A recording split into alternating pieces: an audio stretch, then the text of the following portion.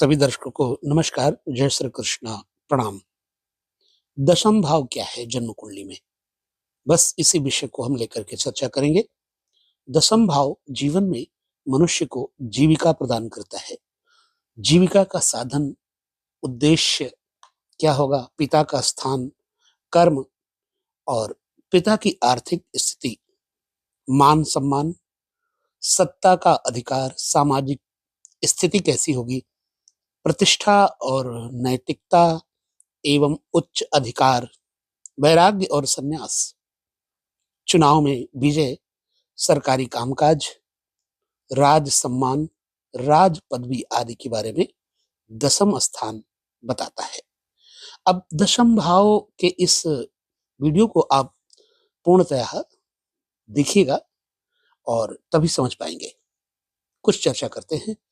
दशम भाव में चर राशि महत्वाकांक्षा तथा यश प्रदान करती है।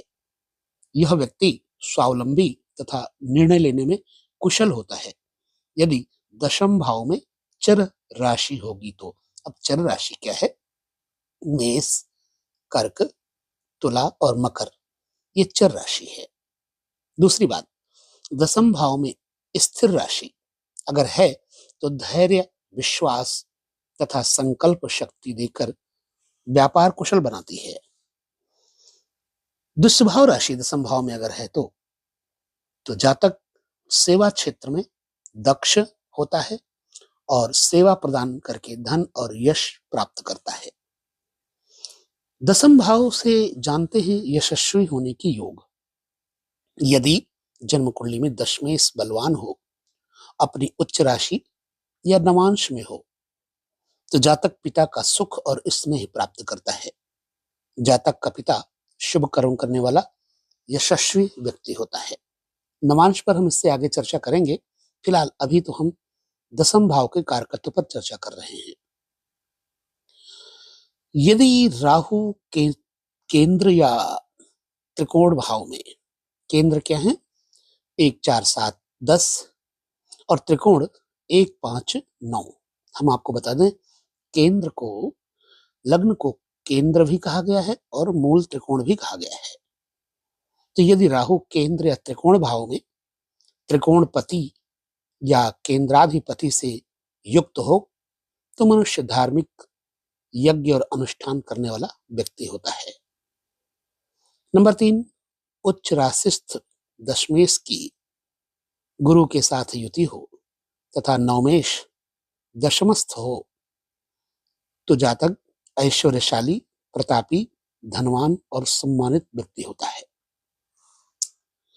नंबर 4, लाभेश यानी 11वें भाव का स्वामी दशम भाव में तथा दशमेश लग्न में हो अथवा दशमेश तथा एकादशेश केंद्र स्थान में हो तो मनुष्य धन वैभव संपन्न होता है। नंबर 5, दशमेश बलवान हो तथा गुरु मीन राशि में हो तो मनुष्य सुखी और संपन्न होता है।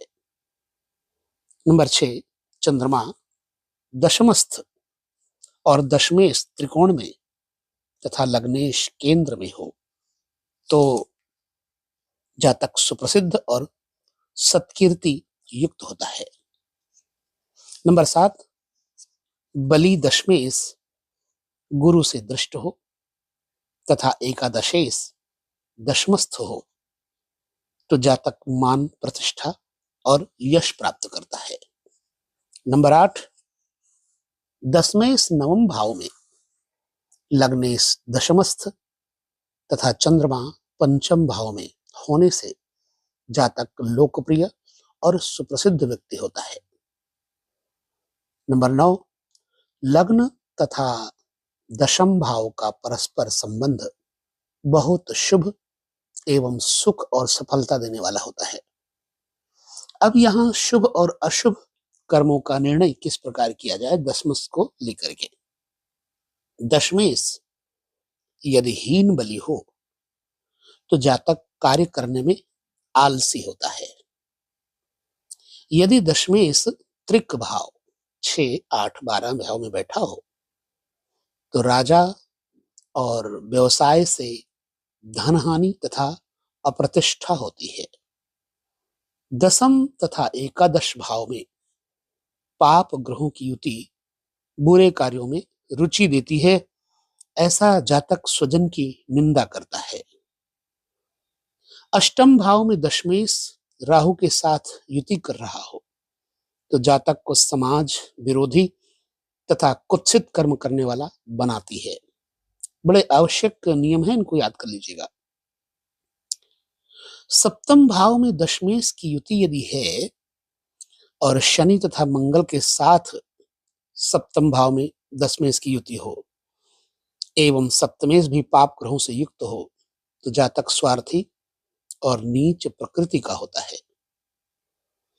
यदि एकादशेश यानी लाभेश भाव में सूर्य की युति शनि मंगल तथा राहु के साथ हो जाए तो जातक कार्य नाशक होता है, वो काम बिगाड़कर स्वयं अपनी ही हानि करता है। दशम भाव में नीचस्थ ग्रह के साथ शनि स्थित हो तथा नवांश कुंडली के दसम भाव में पाप ग्रहों की दृष्टि हो तो मनुष्य कर्महीन, विकार, बेरोजगार और बेकार होता है या कुत्सित कर्म करने वाला, नीच कर्म करने वाला होता है। दशमेश अष्टमेश का परस्पर राशि परिवर्तन तथा पाप ग्रहों से दृष्टि युक्ति संबंध होने पर जातक बुरे कर्म करने वाला होता है। दशमेश अष्टम में हो, अष्टमेश दशम में हो तो दशमेश अपनी नीच राशि में, पाप ग्रह दसम भाव में तथा दसम से दशम अर्थात सप्तम भाव में पाप ग्रहों की दृष्टि होने से या युति होने से जातक कार्यहीन, बेरोजगार या हीन कर्म करने वाला होता है। सब कुछ ग्रहों का खेल तो है ही है। अब सत्कर्म योग के बारे में दसम स्थान से जानते हैं।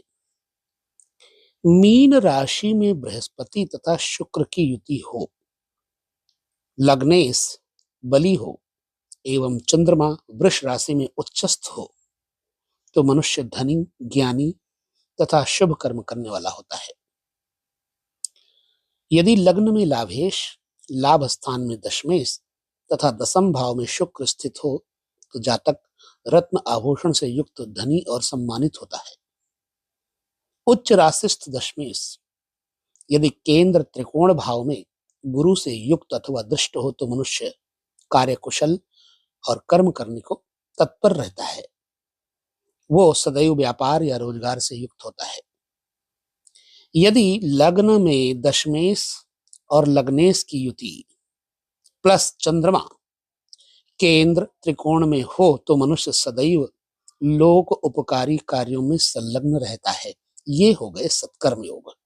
अब विविध योगों पर थोड़ी चर्चा कर लेते हैं।